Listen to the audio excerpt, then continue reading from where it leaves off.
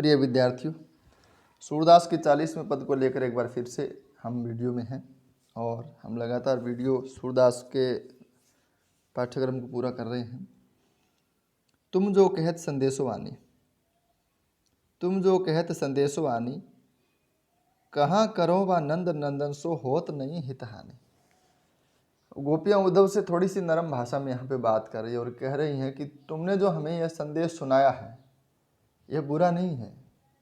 हम यह नहीं कह रहे हैं कि निर्गुण का संदेश है वो खराब है या निर्गुण ब्रह्म होता नहीं है, हम उनके अस्तित्व को नकार रहे हैं, ऐसा नहीं है।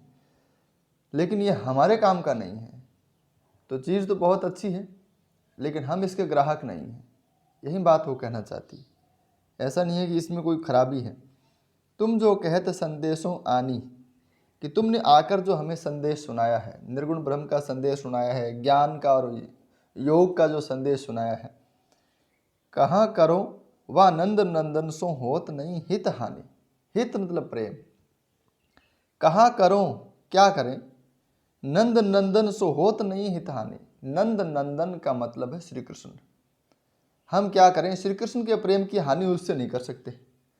यानी अगर हम श्री कृष्ण के प्रेम को छोड़कर तुम्हारे निर्गुण और ब्रह्म को और योग को अपना लें तो हमें नुकसान ज़्यादा होगा, फ़ायदा कम होगा।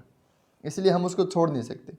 इसलिए वो कहती है कि कहाँ करो वा नंद नंदन सो होत नहीं हित हानि।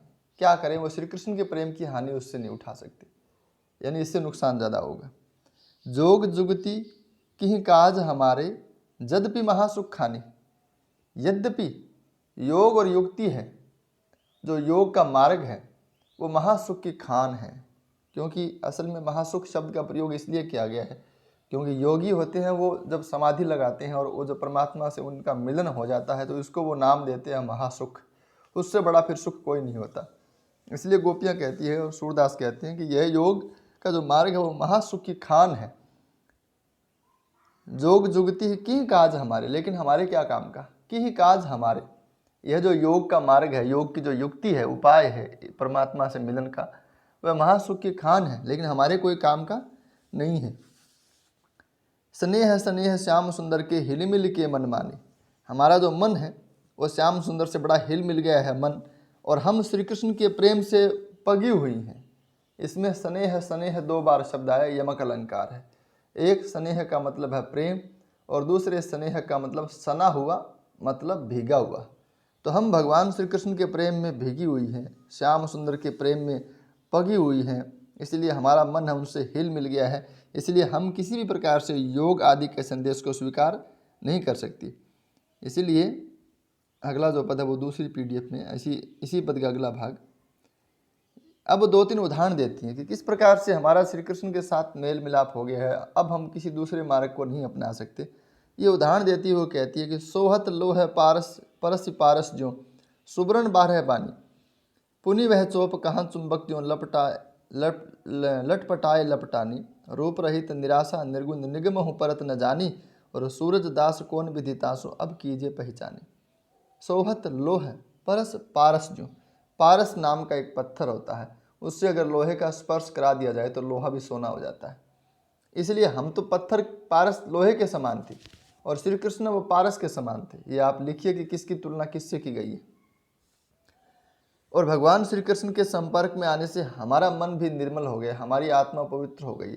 इसलिए वो कहती है कि जिस प्रकार से सोहत शोभा देता है लोहा, यानी लोहा परस स्पर्श करके, पारस पत्थर से, जिस प्रकार से पारस पत्थर से लोहा स्पर्श करने के बाद में उसका जीवन सुधर जाता है। सुबरन सोना, 12 बानी, 12 बानी का मतलब बिल्कुल खरा। 12 बानी शब्द तो वैसे राजस्थानी में भी होता है, तो 12 बानी का मतलब बिल्कुल खरा, तो बिल्कुल खरा सोना बन जाता है। ज्यों यानी जैसे। अब यहाँ पे उदाहरण अलंकार भी है, इसको आप दृष्टांत भी कह सकते हैं। पुनि वह चोप कहाँ चुंबक ज्यों लटपटाए लपटानी। फिर वह चोप यानी चाहत, जैसे लोहा है वो चुंबक के समीप आते ही उसे लिपट जाता है, उसी प्रकार की चाहत हमारी भी श्री कृष्ण से लिपटने की है, उनका साथ पाने की है। तो यह भी एक उदाहरण है, वो मतलब उदाहरण दे के अपनी बात को पुष्ट कर रही है।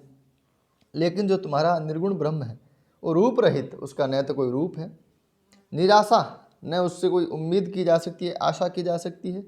निर्गुण, इसका कोई गुण नहीं है, कोई विशेषता नहीं है।